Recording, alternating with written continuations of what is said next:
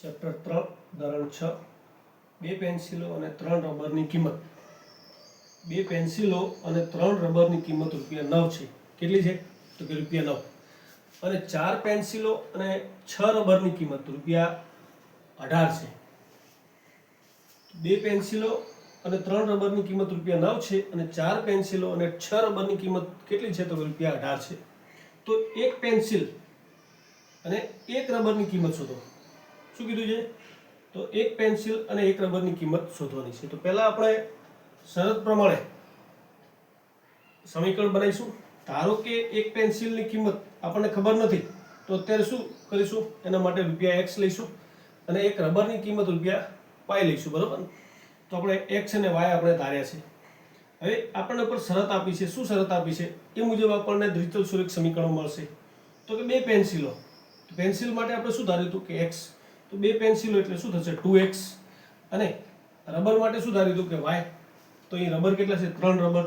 તો 3 રબર. તો બે પેન્સિલો અને 3 રબર ની કિંમત કેટલી છે? તો કે 9. મતલબ અહીં વચ્ચે બંનેનો સરવાળો છે. બે પેન્સિલ થઈ ગઈ વત્તા 3 શું થઈ ગયા? રબર થઈ ગયા, જેની કિંમત કેટલી મળી આપણને? 9 મળશે. તો આ પ્રમાણે આપણને એક સમીકરણ મળ્યું. એ જ રીતે બીજું સમીકરણ શું કીધું? 4 પેન્સિલો અને 6 રબર.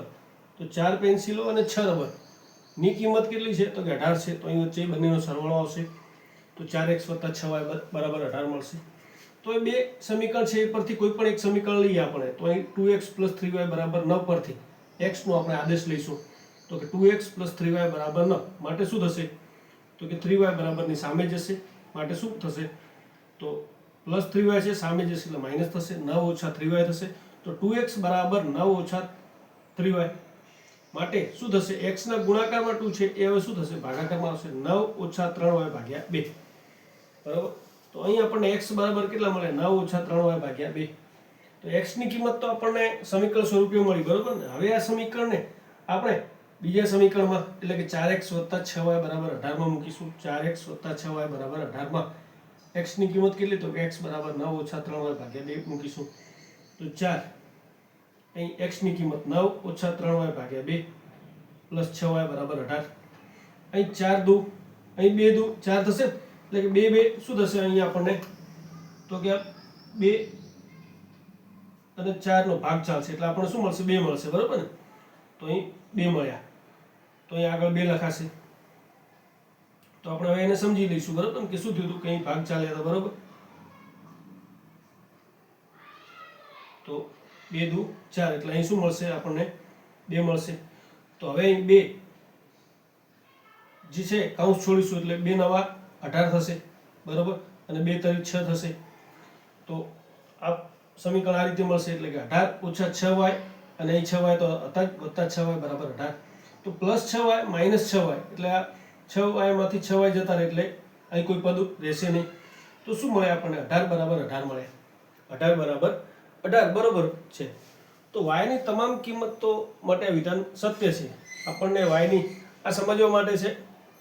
બરોબર? તો આપણને y ની કોઈ ચોક્કસ કિંમત ઉકેલ સ્વરૂપે મળતી નથી. તો y ની જો ન મળે તો આપણને x ની પણ કોઈ કિંમત ચોક્કસ મળશે નહીં. તો એ બંને સમીકરણો જોવા જઈએ તો સમાન છે. કઈ રીતે? કે 2x + 3y = 9 છે અને એને જો 2 વડે ગુણીએ તો આપણને શું મળશે? તો કે 4x + 6y = 18 મળશે. એટલે બંને સમીકરણ જોવા જઈએ તો શું મળશે? આપણને સમાન મળે છે. તેથી અનંત ઉકેલો મળે. તો રબર તથા પેન્સિલની કોઈ કિંમત એટલે કે અનન્ય એટલે કોઈ એક કિંમત, એક અને માત્ર એક કિંમત આપણને મળતી નથી. કારણ કે આ પરથી આ પરિસ્થિતિ ક્યારે નિર્માણ થાય? કે ઘણા સમાન ઉકેલો મળશે. બરાબર? તો આ પરિસ્થિતિમાં આપણને ઘણા સમાન ઉકેલો મળશે. તો જેમ કે કોઈકની કિંમત 2 હોય, 4 હોય, 6 હોય, મતલબ આ રીતે આપણને ઘણા બધા ઉકેલો મળતા રહેશે, પણ કોઈ એક કિંમત મળતી નથી એમ કે. તો આ રીતે ગણી શકાય.